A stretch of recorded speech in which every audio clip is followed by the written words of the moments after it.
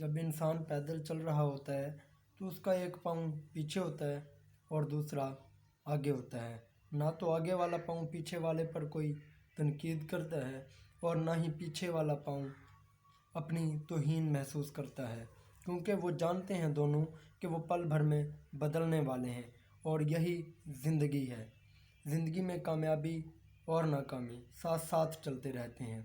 अगर आज कामयाबी तो कल नाकामी भी हो सकती है, अगर आज नाकामी तो कल कामयाबी भी हो सकती है।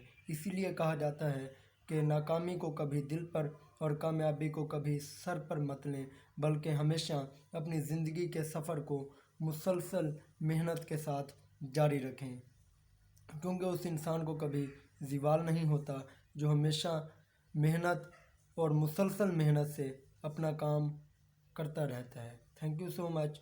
अल्लाह हाफिज़।